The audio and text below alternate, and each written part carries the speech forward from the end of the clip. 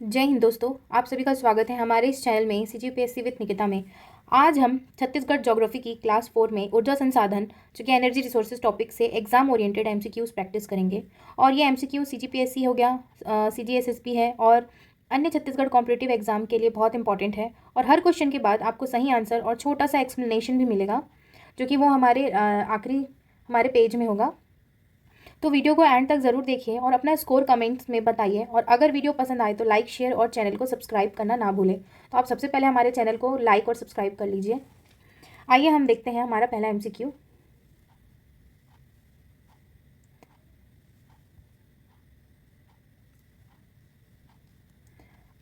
आज का हमारा पहला MCQ है, छत्तीसगढ़ में कोयला भंडार और उत्पादन के संदर्भ में निम्नलिखित कथनों पर विचार करें। तो पहला हमारा ऑप्शन है, छत्तीसगढ़ में देश के कुल कोयला भंडार का 20.53% संचित है। तो ये हमारा सही हो जाएगा।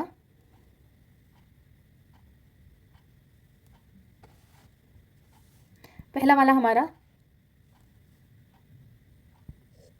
फिर दूसरा देखते हैं, राज्य देश के कुल कोयला उत्पादन में 20.73% का योगदान देता है। तो ये भी हमारा सत्य हो जाएगा। तीसरा देखते हैं, राज्य की कुल राजस्व प्रति में कोयला का योगदान 45% है, मतलब 45% है। तो हमारा ये गलत हो जाएगा तीसरा वाला, क्योंकि ये 45 नहीं, हमारा ये आ जाएगा आपका 33% है। चौथा देखते हैं, 9वीं सदी के प्रारंभ में औद्योगिक क्रांति के कारण कोयलों को काला सोना, ब्लैक गोल्ड कहा जाने लगा। तो ये हमारा सत्य कथन है।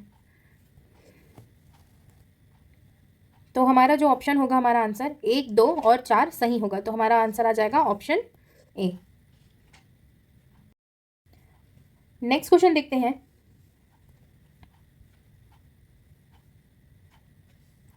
राज्य के प्रमुख कोयला क्षेत्रों के संबंध में निम्नलिखित कथनों पर विचार करें।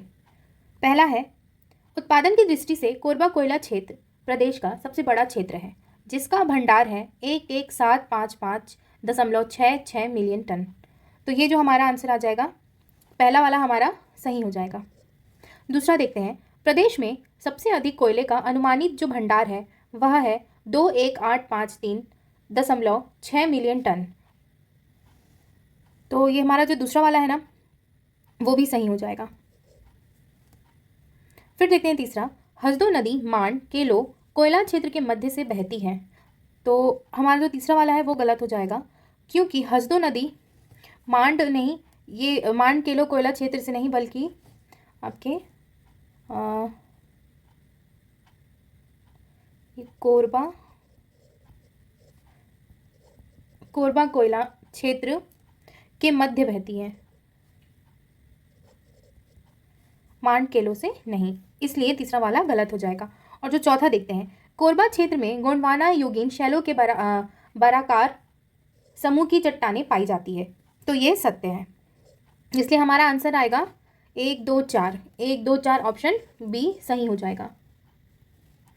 नेक्स्ट देखते हैं, सरगुजा और कोरिया जिलों के कोयला निक्षेपों के संबंध में निम्नलिखित कथनों पर विचार करें। पहला है, विश्रामपुर कोयला क्षेत्र जो कि सरगुजा में उत्तम किस्म का 1630 मिलियन टन कोयला भंडारित है। तो ये हमारा आ जाएगा, पहला वाला सही हो जाएगा। दूसरा देखते हैं, तातापानी रामकोला और लखनपुर कोयला क्षेत्र कोरिया जिले के अंतर्गत आते हैं। तो हमारा जो दूसरा वाला है वह भी नहीं, ये हमारा दूसरा गलत हो जाएगा, क्योंकि तातापानी रामकेला जो है वो सरगुजा में है, कोरिया में नहीं है। तो ये कोरिया में नहीं, ये आएगा हमारा सरगुजा में, इसलिए दूसरा गलत हो जाएगा। तीसरा देखते हैं, कोरिया के सोनहत क्षेत्र में 95 million tonne non coking coal भंडार है। तो तीसरा वाला हमारा सही हो जाएगा। फिर देखते हैं, झिलमिली कोयला क्षेत्र में 300 मीटर मोटे संस्तर जो सीम्स पाए जाते हैं। तो ये भी हमारा सही हो जाएगा। तो हमारा जो आंसर आएगा वो आएगा 1, 3, 4, जो कि हमारा ऑप्शन ए में सही है। नेक्स्ट क्वेश्चन देखते हैं,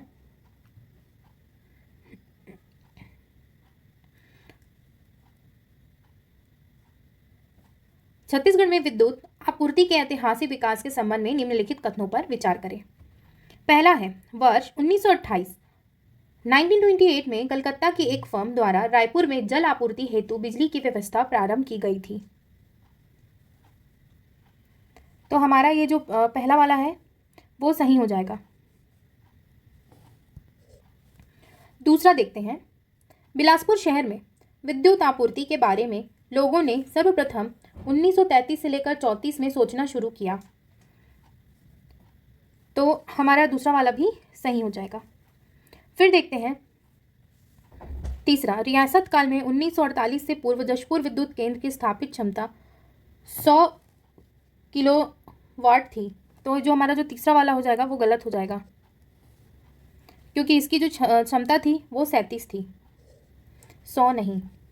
चौथा देखते हैं, राज्य में पहला ताप विद्युत संयंत्र का निर्माण 25 जून 1957 को कोरबा में प्रारंभ हुआ। तो हमारा चौथा वाला सही हो जाएगा।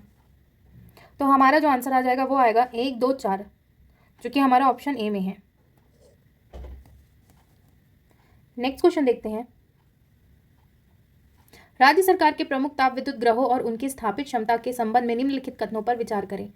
पहला है, डॉक्टर श्यामा प्रसाद मुखर्जी, जो कि ताप विद्युत ग्रह कोरबा पूर्व की क्षमता 500 मेगावाट है। तो ये हमारा पहला वाला सही हो जाएगा। दूसरा देखते हैं, हसदेव ताप विद्युत ग्रह, जो कि कोरबा पश्चिम का परिचालन करता है, वो 1983 से लेकर 1986 के मध्य प्रारंभ हुआ था। तो हमारा दूसरा वाला भी सही हो जाएगा। फिर देखते हैं, अटल बिहारी वाजपेयी ताप विद्युत ग्रह मड़वा जांजगीर चांपा की जो क्षमता है वो है 1000 मेगावाट, जो कि 1000 मेगावाट 2 × 500। तो हमारा तीसरा वाला भी सही है। फिर देखते हैं चौथा, राज्य की कुल ताप विद्युत उत्पादन क्षमता जो है वो 29780.70 मेगावाट है। तो हमारा जो चौथा वाला है वो गलत हो जाएगा, क्योंकि इसकी जो क्षमता है वो 2840 मेगावाट है, ना कि 2978। इसलिए चौथा गलत है। तो हमारा आंसर आएगा 1, 2, 3, 1, 2, 3, जो कि ऑप्शन बी में है। नेक्स्ट देखते हैं, राष्ट्र ताप विद्युत निगम एनटीपीसी और निजी क्षेत्र के परियोजना के संबंध में निम्नलिखित कथनों पर विचार करें। तो देखते हैं, कोरबा में 1982 से लेकर 83 में विश्व बैंक के सहयोग से स्थापित एनटीपीसी, जो कि केंद्र की क्षमता 2640 मेगावाट है। तो ये हमारा सही हो जाएगा, पहला वाला नहीं, पहला हमारा गलत होगा, क्योंकि इसकी जो क्षमता है वो 2640 नहीं, इसकी जो क्षमता आएगी वो है 2370 मेगावाट, इसलिए पहला वाला हमारा गलत है। दूसरा देखते हैं, सीपत बिलासपुर एनटीपीसी संयंत्र देश की सुपर क्रिटिकल तकनीक पर आधारित पहली परियोजना है। जो सीपत है, जो कि बिलासपुर एनटीपीसी संयंत्र देश की सुपर क्रिटिकल टेक्नोलॉजी पर आधारित है। तो ये सत्य है। तीसरा देखते हैं, निजी क्षेत्र की जिंदल पावर लिमिटेड है वो 1000 मेगावाट रायगढ़ में स्थित है। तो ये भी सत्य है। फिर चौथा देखते हैं, प्रस्तावित भैयाथान जो ताप विद्युत परियोजना की क्षमता 1000 मेगावाट है। तो ये भी हमारा सत्य है। इसलिए हमारा आंसर आएगा 2, 3, 4, 2, 3, 4, 2, 3, 4, जो कि है हमारा ऑप्शन बी में। नेक्स्ट देखते हैं, छत्तीसगढ़ की जल विद्युत परियोजनाओं के संदर्भ में निम्नलिखित कथनों पर विचार करें। पहला है हमारा, एशियन बैंक की सहायता से निर्मित गंगरेल धमतरी जल विद्युत परियोजना की क्षमता जो कि वो है 10 मेगावाट। तो ये सत्य कथन है। दूसरा देखते हैं, सिकासार लघु जल विद्युत परियोजना गरियाबंद की उत्पादन क्षमता 7 मेगावाट है। तो हमारा दूसरा वाला भी सही हो जाएगा। तीसरा देखते हैं, बोधघाट जल विद्युत परियोजना के तहत 500 मेगावाट उत्पादन प्रस्तावित है। जो बोधघाट जल विद्युत परियोजना है उनमें उसका जो उत्पादन है वो है 500 मेगावाट। फिर देखते हैं चौथा, तीसरा सही हो जाएगा। चौथा है, 11वीं पंचवर्षीय योजना में प्रस्तावित मटनार जो जल विद्युत परियोजना की जो क्षमता है वो 120 मेगावाट है। तो हमारा जो चौथा वाला है वो गलत हो जाएगा, क्योंकि जो मटनार परियोजना है वो है हमारा 120 मेगावाट नहीं, 60 मेगावाट, ये गलत है, इसलिए चौथा वाला हमारा गलत हो जाएगा। इसका आंसर आ जाएगा हमारा 1 2 3, 1 2 3, ऑप्शन ए। नेक्स्ट देखते हैं, मिनी माता हसदो मांगो परियोजना और राज्य के समग्र जल विद्युत आंकड़ों पर विचार करें। पहला है, मिनी माता बांगो जल विद्युत परियोजना कोरबा के माचाडोली में स्थित है, तो ये सत्य है। जो मिनी माता बांगो जल विद्युत परियोजना है वो कहाँ स्थित है? कोरबा के माचाडोली में। दूसरा देखते हैं, इस परियोजना में 40 मेगावाट की 3 इकाइयाँ जो कि कुल 120 मेगावाट स्थापित है, तो हमारा दूसरा वाला भी सही है। जो मिनी माता हसदो बांगो परियोजना है वहाँ पर ना 40 मेगावाट की ना 3 इकाइयाँ जो कि कुल 120 मेगावाट स्थापित है। तीसरा है लघु जल विद्युत परियोजना जो कि कोरबा पश्चिम की क्षमता जो है वो 1.7 मेगावाट है, तो ये भी सत्य है। और राज्य की जो कुल स्थापित जल विद्युत क्षमता है वो है 138.70 मेगावाट, तो हमारा चौथा वाला भी सही है, इसलिए हमारा ऑप्शन डी आ जाएगा। उपरोक्त सभी सही हैं। नेक्स्ट देखते हैं,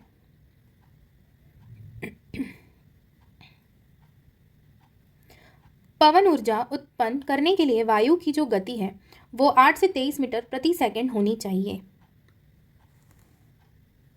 तो ये सही है। जो पवन ऊर्जा है उसका जो उत्पन्न करने की जो वायु गति जो है वो प्रति सेकंड 8 से लेकर 23 मीटर प्रति सेकंड होनी चाहिए। दूसरा देखते हैं, छत्तीसगढ़ राज्य में वायु की जो औसत गति कितनी है? वह 9.4 मीटर प्रति सेकंड है, जो पवन ऊर्जा के लिए अनुकूल है, तो ये भी सही है हमारा।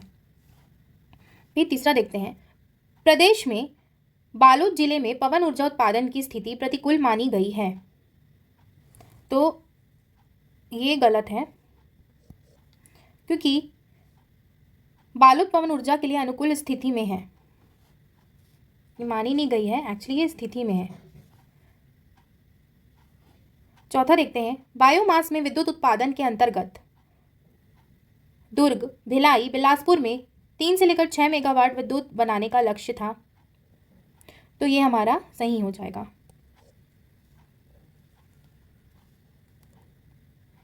इसका हमारा आंसर आ जाएगा 1 2 4, 1 2 4, ऑप्शन ए। नेक्स्ट देखते हैं, प्रदेश में सौर ऊर्जा के उपयोग एवं विद्युतीकरण के संबंध में निम्नलिखित कथनों पर विचार करें। तो देखते हैं, दंडकारण्य के भोपालपट्टनम एवं असूर विकास खंडों में सेंट्रल इलेक्ट्रॉनिक लिमिटेड के माध्यम से सौर विद्युतीकरण किया गया है। एक बार फिर देखते हैं, दंडकारण्य के भोपालपट्टनम एवं असूर विकास खंडों में सेंट्रल इलेक्ट्रॉनिक्स लिमिटेड के माध्यम से सौर विद्युतीकरण किया गया है, तो ये हमारा सही हो जाएगा। दूसरा देखते हैं, अचानक मार व तमोर पिंगला अभ्यारण्य के लगभग 35 गांवों के लिए सौर योजना प्रस्तावित है, ये सत्य है। आइए तीसरा देखते हैं, गरियाबंद जिले और बारनवापारा अभ्यारण्य में 171 सौर पथ संयंत्र, सोलर स्ट्रीट लाइट्स लगाए गए हैं, तो ये भी सत्य है। चौथा देखते हैं, छत्तीसगढ़ अक्षय ऊर्जा विकास एजेंसी क्रेडा द्वारा स्थापित ऊर्जा पार्क जो कि एनर्जी पार्क बिलासपुर में स्थित है, तो ये जो एनर्जी पार्क है ये हमारा कहाँ है? राजधानी रायपुर में स्थित है, ना कि बिलासपुर में, इसलिए चौथा वाला गलत हो जाएगा। इसलिए हमारा आंसर आएगा 1 2 3, तो ऑप्शन ए हमारा सही हो जाएगा। आइए क्वेश्चन नंबर 11 देखते हैं, राज्य की सौर ऊर्जा नीति 2012 से लेकर 2017 के प्रमुख उद्देश्यों के संबंध में निम्नलिखित कथनों पर विचार करें।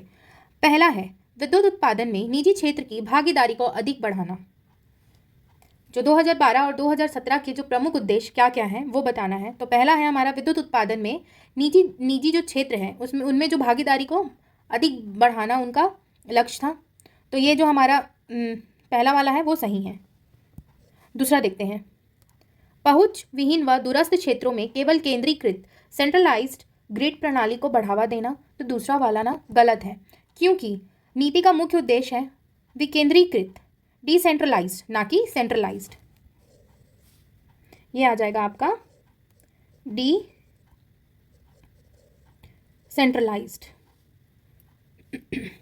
विकेंद्रित,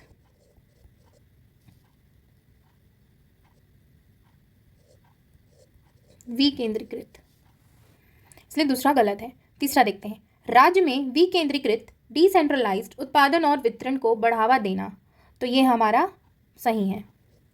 चौथा है, स्वच्छ ऊर्जा की पहुंच सुनिश्चित करना और प्रत्यक्ष अप्रत्यक्ष रोजगार की संभावना को तलाशना, तो ये भी सत्य है।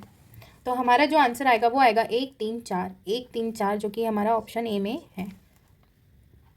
नेक्स्ट देखते हैं, अब हम देखेंगे हसदो घाटी और कोरबा में कोयले की भौगोलिक स्थिति के संबंध में निम्नलिखित कथनों पर विचार करें। पहला है, हसदो नदी के दाहिने किनारे कोरबा के दक्षिण में 36.30 मीटर मोटी कोयले की परत पाई जाती है। तो ये हमारा पहला वाला सही हो जाएगा। दूसरा देखते हैं, हसदो के बाएं किनारे मानिकपुर के निकट कोयले की 2 खदानें स्थित हैं। तो हमारा दूसरा वाला भी सही है। तीसरा देखते हैं, लाफा के 5 किलोमीटर उत्तर में कोयले का कोई निक्षेप नहीं पाया जाता है। तो ये गलत है, क्योंकि यहाँ पाया जाता है। चौथा देखते हैं, सूरा कछार BC और राजगामर B कोरबा क्षेत्र की प्रमुख कोयला खदानें हैं। तो चौथा जो है हमारा वो भी सही हो जाएगा, इसलिए हमारा ऑप्शन ए सही है। 1, 2, 4। फिर नेक्स्ट देखते हैं, छत्तीसगढ़ में प्रस्तावित विभिन्न संयुक्त ताप विद्युत उपक्रमों के संबंध में निम्नलिखित कथनों पर विचार करें।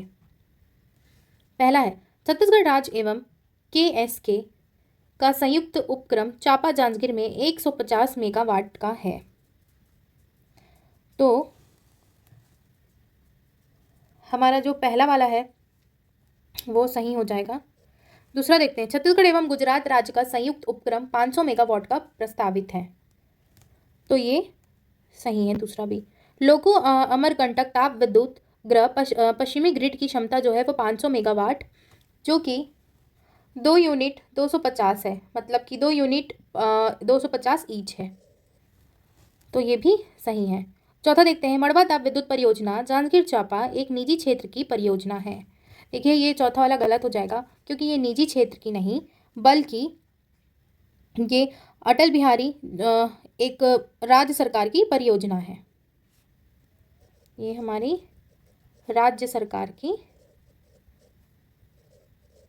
परियोजना है, इसलिए हमारा आंसर आएगा 1, 2, 3। 1, 2, 3 ऑप्शन ए हमारा सही हो जाएगा। नेक्स्ट देखते हैं, एशिया के सबसे बड़े ताप विद्युत केंद्र कोरबा के क्रमिक विकास के संबंध में निम्नलिखित कथनों पर विचार करें। पहला देखते हैं, प्रथम विद्युत संयंत्र का निर्माण 25 जून 1957 में हुआ। जो प्रथम विद्युत संयंत्र का निर्माण 25 जून 1957 को प्रारंभ हुआ था 1957 में, और 1 मार्च 1959 को वितरण प्रारंभ हुआ। मतलब 1 मार्च को हमारा और 1959 को वितरण प्रारंभ हुआ। तो हमारा जो पहला वाला है वो सही हो जाएगा। दूसरा देखते हैं, 50 मेगावाट के प्रथम संयंत्र का प्रारंभ 5 सितंबर 1966 को हुआ। तो ये भी सही है। तीसरा देखते हैं, कोरबा नगर में 1981 में 120 मेगावाट जो क्षमता वाले 2 संयंत्रों की स्थापना की गई थी। तो हमारा तीसरा ये भी सही हो जाएगा। और इन सभी विस्तारों के बाद छत्तीसगढ़ में कुल ताप उत्पादन जो क्षमता थी वो थी हमारी 540 मेगावाट, 540 मेगावाट हो गई थी। तो ये भी सही है, इसलिए हमारा ऑप्शन डी सही हो जाएगा। उपरोक्त सभी सही हैं। नेक्स्ट देखते हैं, बायोगैस संयंत्रों और पूर्व रियासतों में स्थापित विद्युत केंद्रों के संबंध में निम्नलिखित कथनों पर विचार करें। पहला है, प्रदेश के रायपुर और बिलासपुर में 8 मेगावाट क्षमता की बायोगैस संयंत्र संचालित है। तो हमारा पहला वाला सही हो जाएगा। दूसरा देखते हैं, वर्ष 1948 में रायगढ़ विद्युत केंद्र की स्थापित क्षमता 100 किलोवाट थी, तो ये भी सही हो जाएगा। तीसरा देखते हैं, सारंगगढ़ केंद्र की क्षमता 35 किलोवाट थी जो 1924 में स्थापित हुआ था। जो सारंगगढ़ केंद्र की जो क्षमता थी वो 35 किलोवाट थी, जो कि यह 1924 में स्थापित हुई थी, तो ये भी सही हो जाएगा। चौथा देखते हैं, जशपुर में विद्युत केंद्र का निर्माण सबसे पहले 1910 में हुआ था, 1910 में।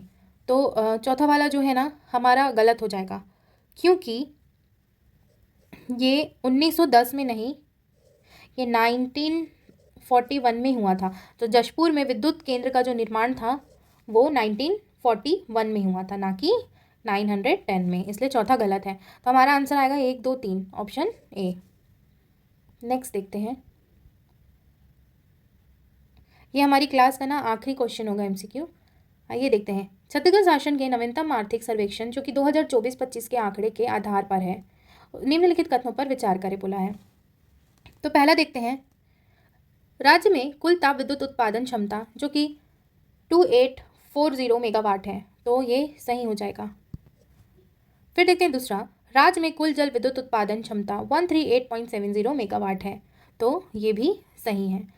तीसरा देखते हैं, ताप और जल विद्युत मिलाकर राज्य की कुल विद्युत उत्पादन क्षमता कितनी है, 2978.70, जो हमारे जो राज्य की ना जो कुल उत्पादन जो क्षमता है, जो किसे मिलाकर, आपका ये ताप और जल को मिलाकर, तो ये है हमारा 2978.70, तो तीसरा वाला भी सही हो जाएगा। चौथा देखते हैं, राज्य की कुल उत्पादन क्षमता में जल विद्युत की हिस्सेदारी 10% से अधिक बोला है, तो ये जो चौथा वाला है ना ये हमारा गलत हो जाएगा, क्योंकि ये अधिक नहीं है, ये कम है। क्योंकि ना 297.870 मेगावाट से जो जल विद्युत केवल 130, जो ये कितना आएगा हमारा 138.70 मेगावाट है, जो कि 10% से बहुत कम है। कितना है हमारा 10% से, ये आ जाएगा 4.6 है, ये 10% नहीं है, इसलिए चौथा गलत है। तो हमारा आंसर आएगा 1, 2, 3, 1, 2, 3, ऑप्शन ए। आज की क्लास हमारी यहीं पर ही समाप्त होती है, जो कि आज हमने देखा ऊर्जा संसाधन से कुछ एमसीक्यूज। अब हम नेक्स्ट क्लास में करेंगे अपवाह तंत्र, जो हमारा क्लास 5 होगा।